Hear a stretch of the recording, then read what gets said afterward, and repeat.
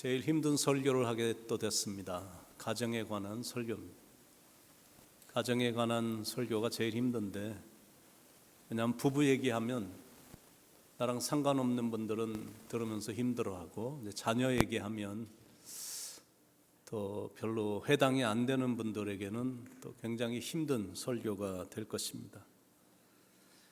근데 시리즈로 이렇게 하다 보니까 오늘은 또 가정에 관한 설교를 하게 됐는데, 성령님이 만져주시길 바라면서 오늘 제가 그래도 힘은 들겠지만 전하도록 하겠습니다.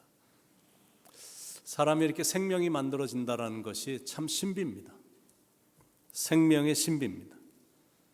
아버지 어머니를 고루 닮아 어머니 뱃속에서 이렇게 생명이 만들어지는 이것이 얼마나 신비한지 모릅니다.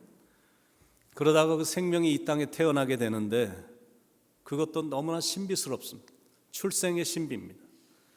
그런데 그 생명이 자라나는 것도 참 신비입니다. 성장의 신비입니다.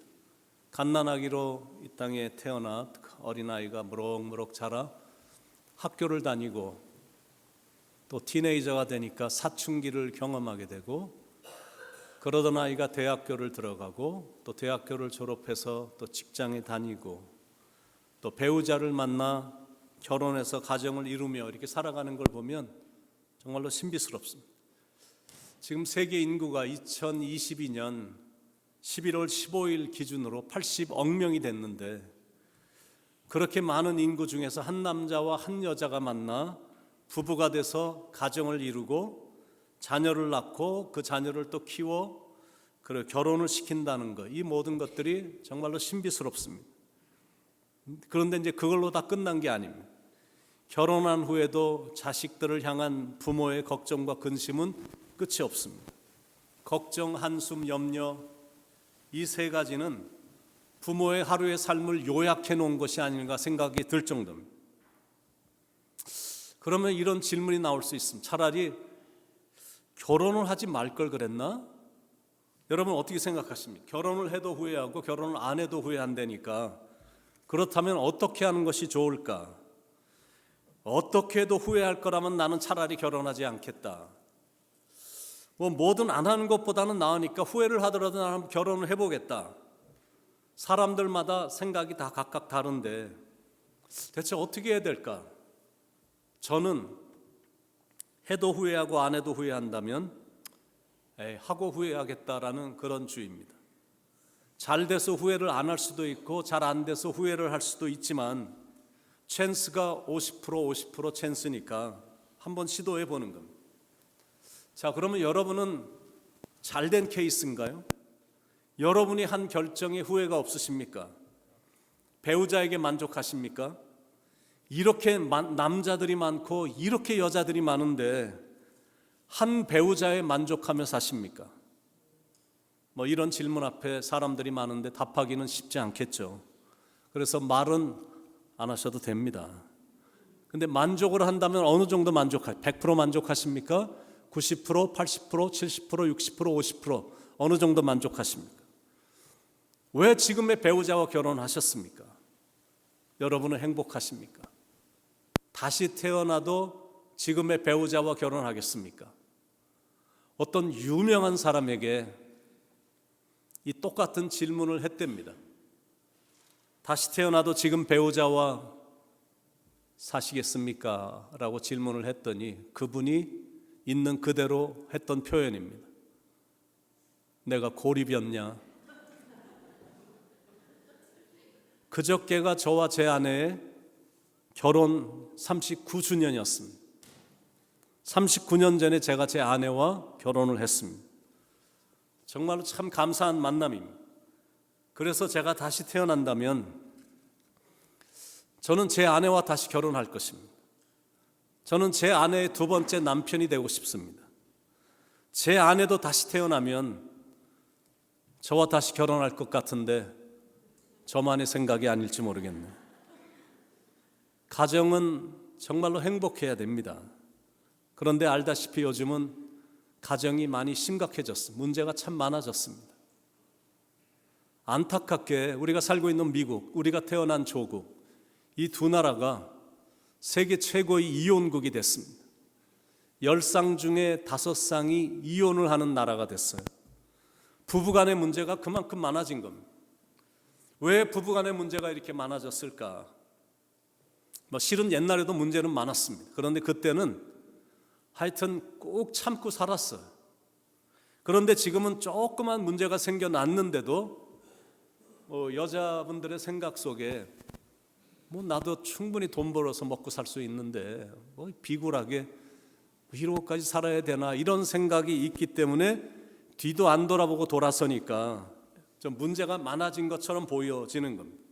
그리고 시대가 지금 너무나 빨리 바뀌어서 옛날에는 없던 게 지금은 너무나 많아졌고, 그리고 옛날에 없었던 유혹과 시험의 악한 영의 공격이 어느 때보다 더 세졌습니다.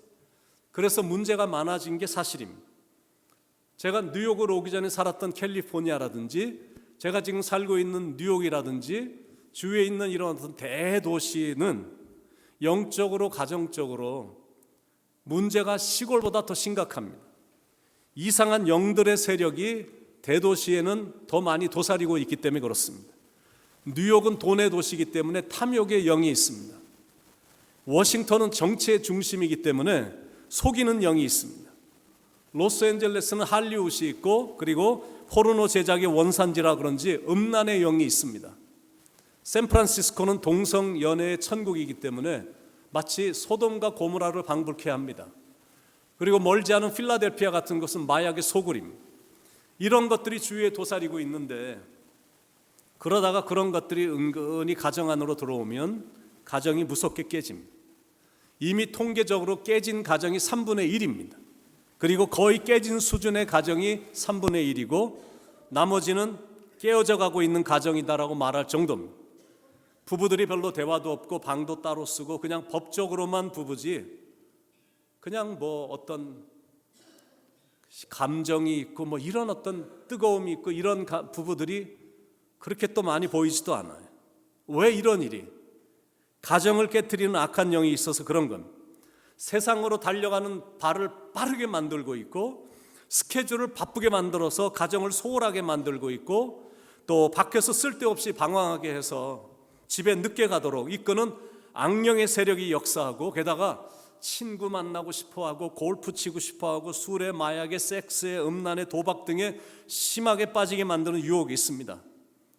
최근에 제가 아는 사람이 사는 동네에 중국집이 있는데, 한국 사람이 한 10여 년 경영했던 그 중국집을 경영했던 한국 사람입니다. 친하게 지냈던 사람들이 있는데, 친하게 평상시에 지내던 사람들에게, 동네 사람들에게 갑자기 문자 메시지가 왔답니다.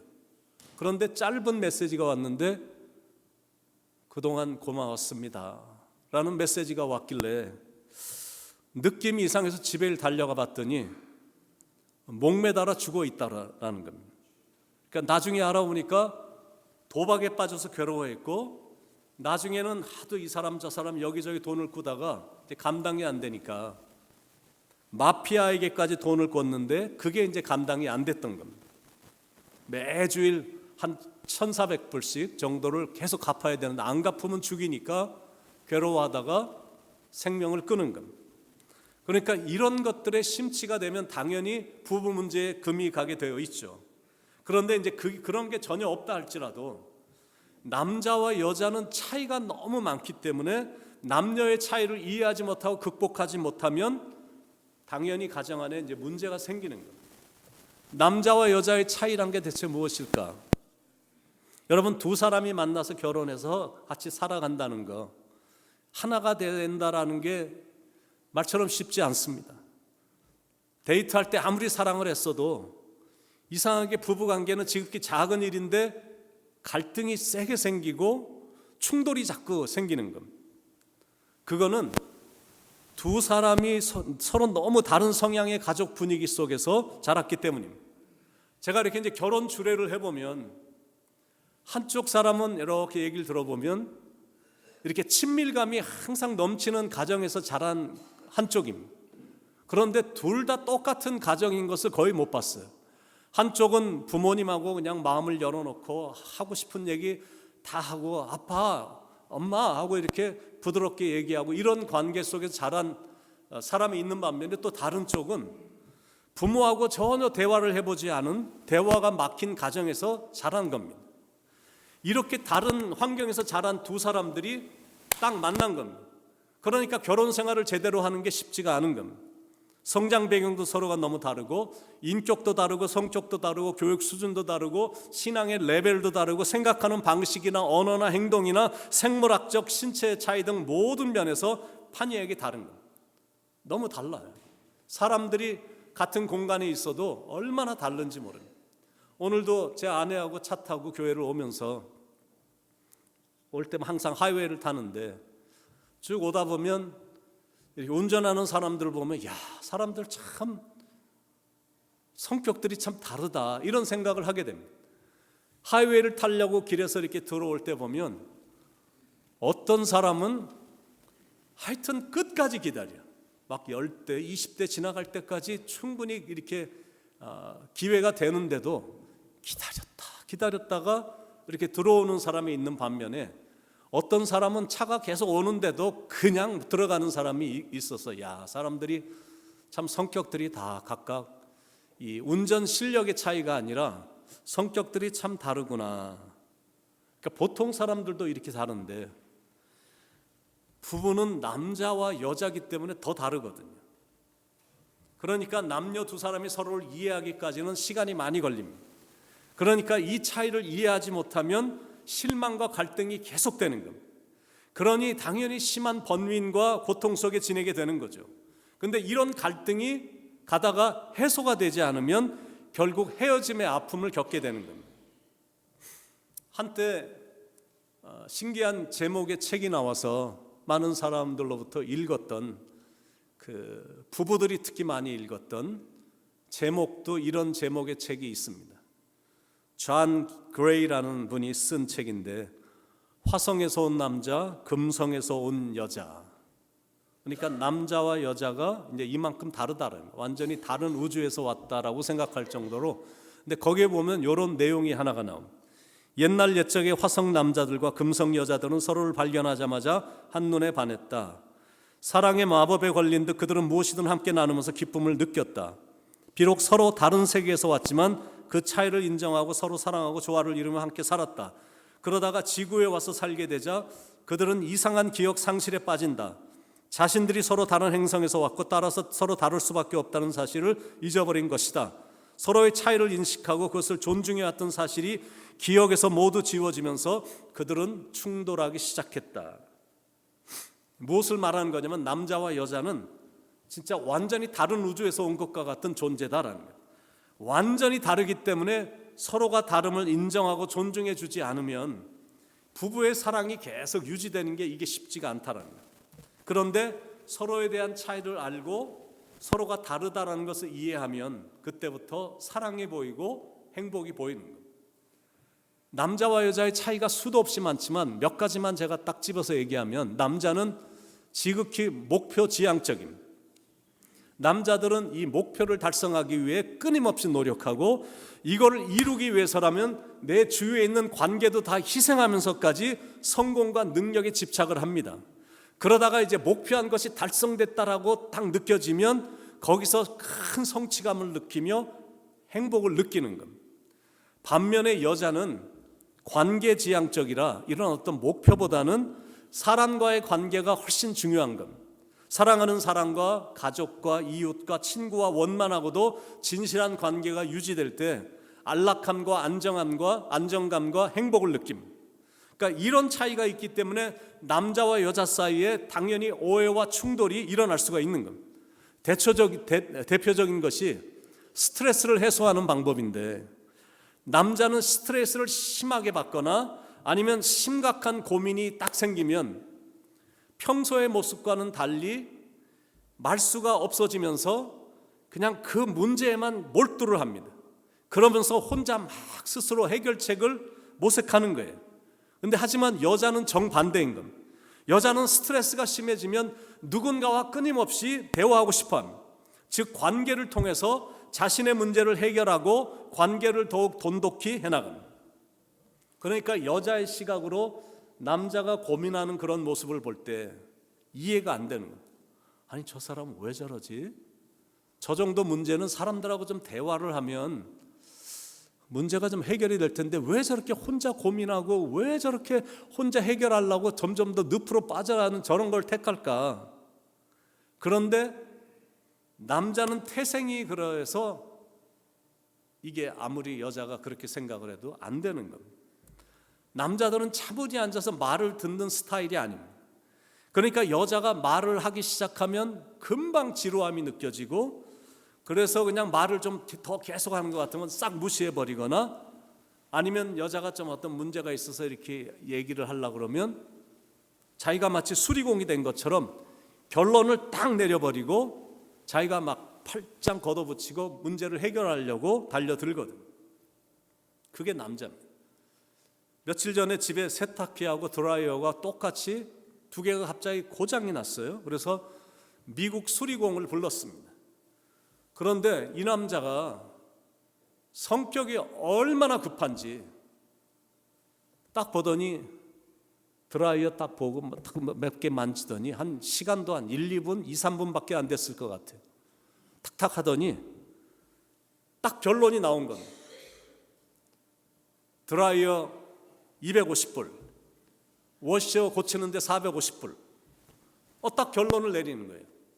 그러니까 제 마음속에 어떤 느낌이 드냐면, 아니 좀 설명이 있어야 되는, 왜 250불이 들고 왜 450불이 비용이 드는지 설명을 좀 해야 될 텐데 설명도 없이 값이 이런데 할래 안 할래 이거예요. You wanna do it or not? If you don't wanna do it, I'll just leave. 뭐 이렇게 나오는 거예요. 아니 이게 1, 20불도 아니고 꽤 큰 돈인데 이렇게 몰아붙이면 내가 예스를 할 수 있나? 그러면서 마음속에 이 사람 진짜 성격 되게 급하네. 그런데 꽤 많은 남자들이 그런 식이다라는 거예요. 그래서 이제 여자들이 오해하는 거예요. You don't love me anymore. 당신 나 이제 사랑하는 것 같지 않아. You never listen to me. 내가 하는 말 하나도 안 듣잖아. 여자들이 자꾸 오해하는 거예요. 그러니까 문제를 나서서 해결해 달라는 게 아니라 내가 하고 있는 말을 좀 들어달라는 거거든. 그런데 여자가 그러면 그럴수록 남자는 더욱 자기만의 깊은 공간으로 빠져들어가는, 그런 말을 했다고 해서 자기가 마음을 가다듬고 좀 마음을 돌이켜서 차분히 앉아서 듣는 것이 남자로서는 보통 어색하고 힘든 게 아닙니다. 그러니까 이런 부분을 서로가 잘 이해하지 못하면 결혼 생활은 절대 행복할 수가 없는 거예요. 그래서 서로의 차이를 빨리 인식하는 것이 중요하다는 거예요. 그런데 제가 이제 결혼 생활을 어느 정도 해보니까 부부에게 있어서 절대적으로 요구되는 건 역시 인내다라는 생각을 합니다. 사랑은 오래 참고. 왜 고린도전 13장에 사랑에 대해서 사도 바울이 15가지를 얘기하면서 사랑은 오래 참고 사랑은 온유하며 이렇게 나올까? 왜 그 많은 사랑이라는 것 중에 오래 참음이라고 처음에 했을까? 그거를 젊었을 때나 이럴 땐 전혀 깨닫지 못했는데 결혼 생활을 하다 보니까 이거는 가장 중요한 거구나. 부부가 만나서 사랑을 계속하는 거는 누군가가 오래 참아야 되는구나, 이렇게 생각이 드는 거예요. 그러니까 잘 안 맞는 것 같아도 인내하며 상대방에게 계속 맞춰주는 겁니다.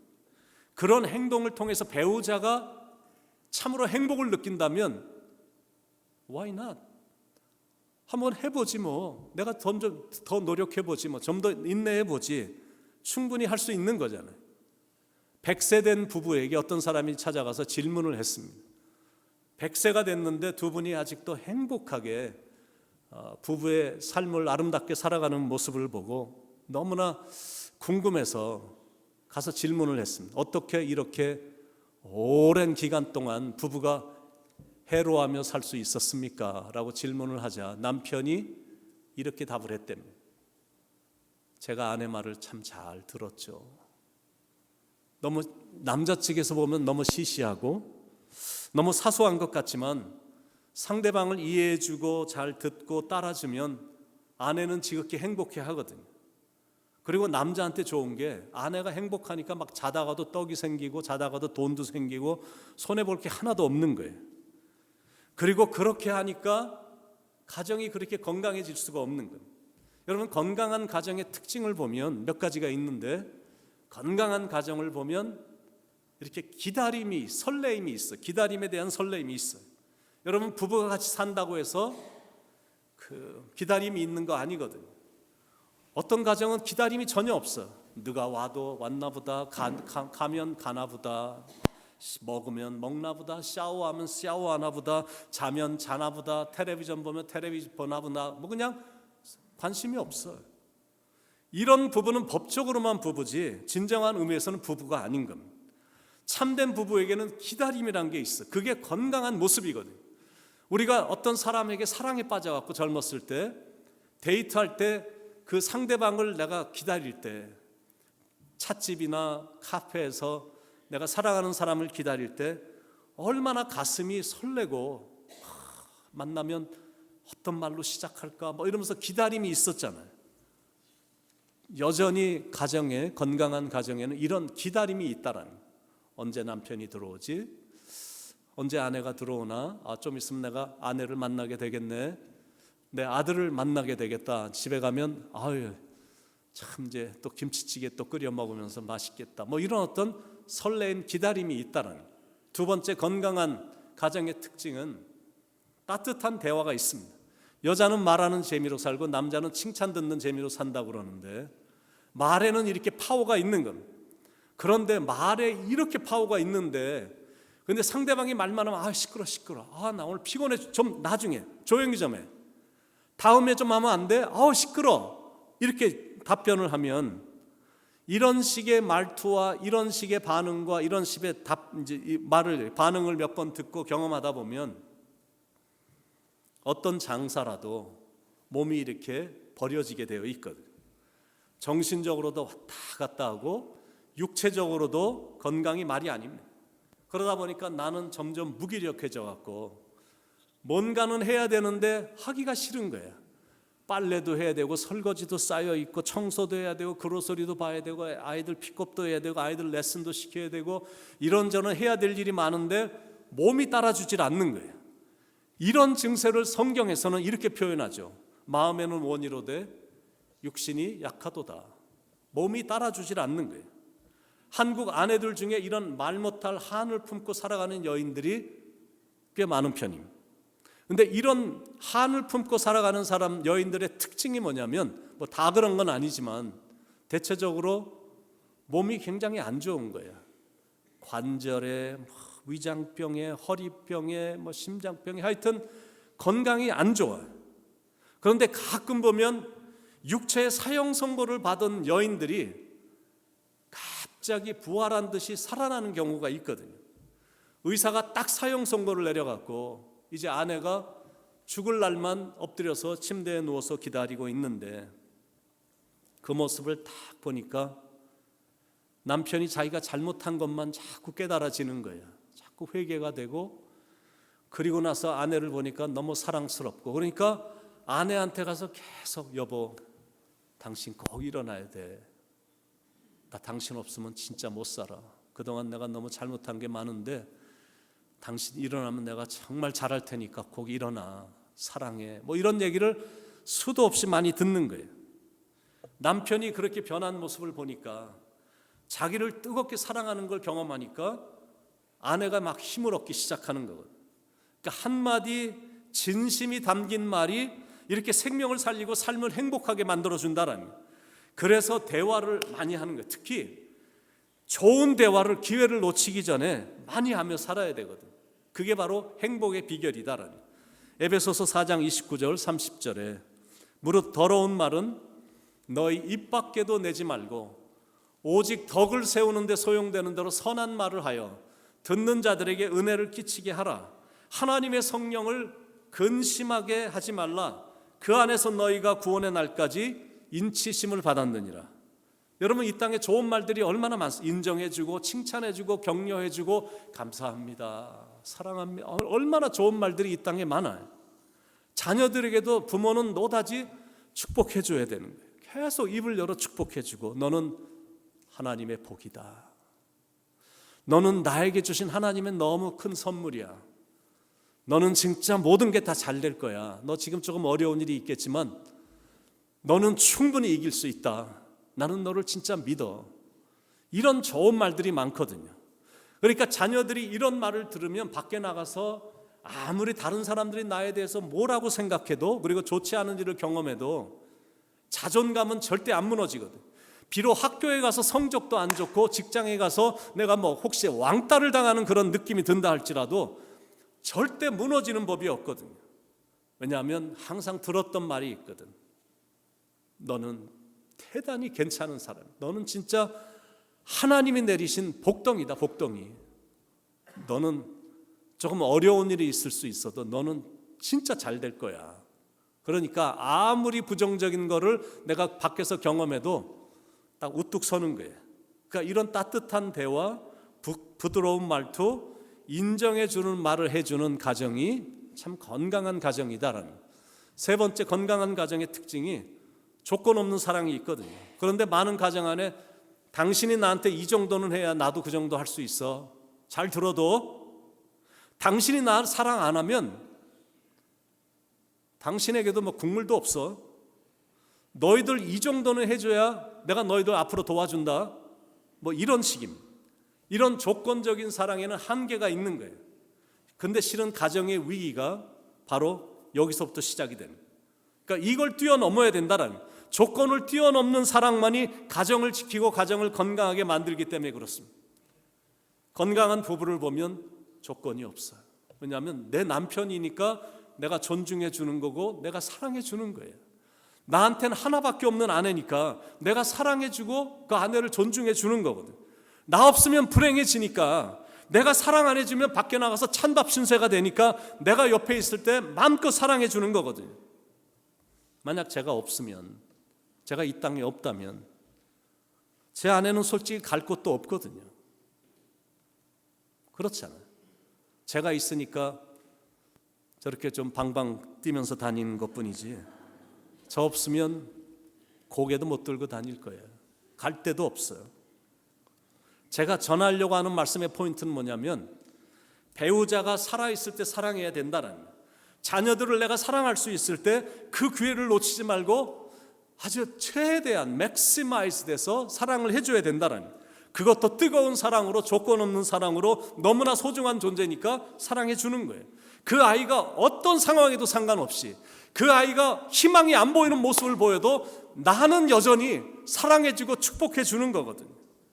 함께하는 시간도 그래서 더 많이 갖는 거고, 그리고 주머니를 뒤져서라도 작은 선물이라 할지라도 자꾸 사주는 거예요. 왜냐하면 내가 사랑할 시간이 그렇게 많이 남아있지 않기 때문에 그렇습니다.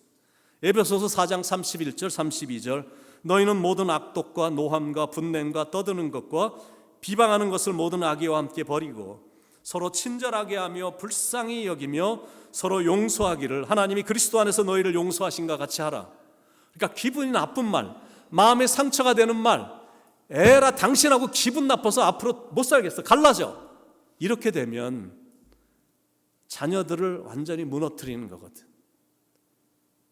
부부는 그렇게 해서 헤어졌지만, 그래서 어른이니까 조금 지나면 이를 악물고 일어나지만 자녀들은 상처가 영원하잖아요. 그러니까 이런 거 말고 기회가 될 때 친절하게 대해주고 무엇을하든지 믿어주고 이런 말들로 자꾸 표현해 줘야 된다는. 그러면 가족들이 집에 오면 살 것 같다, 숨을 쉬는 거예요. 가족들이 집에만 들어오면 인생이 막 살만해지는 거야. 왜냐하면 나를 너무나 소중하게 생각하는 가족이 있고 부모님이 있고 배우자가 있고 이런 사람들이 있으니까 좋아, 밥맛도 좋고 잠맛도 좋고 모든 게 다 좋은 거예요. 엄마 아빠가 늘 그러셨는데요, 제가 하나님의 복이래요. 나는 앞으로 잘 될 거래요. 제가 하나님의 선물이래요. 이렇게 막 자랑스럽게 하고 사는 거예요. 그러면서 아이들이 자연스럽게 부모의 신앙생활을 이어가는 겁니다. 그러니까 부모의 신앙이 진짜여야 된다는 거예요.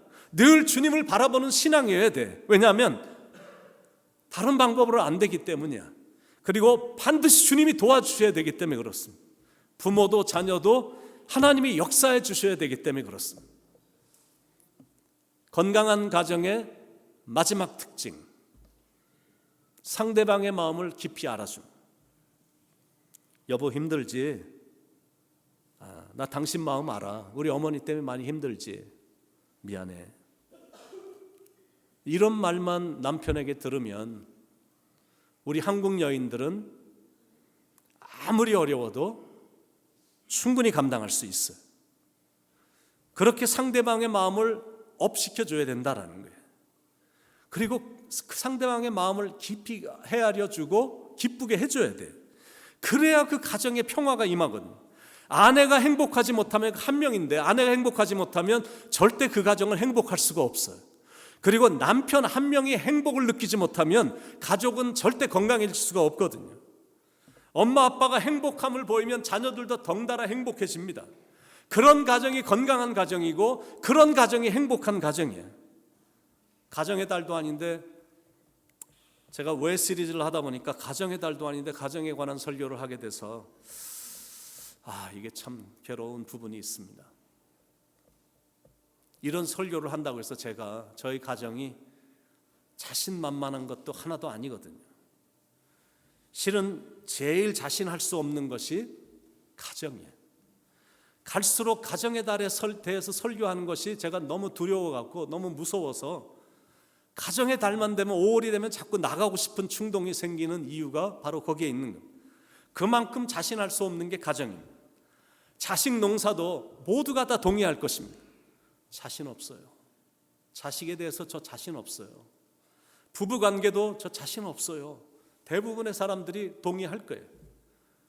우리 부부도 남자와 여자이기 때문에 서로 다른 거 굉장히 많아요. 여러분들이 보실 때는 어떻게 보실지 몰라도 차이가 굉장히 많아.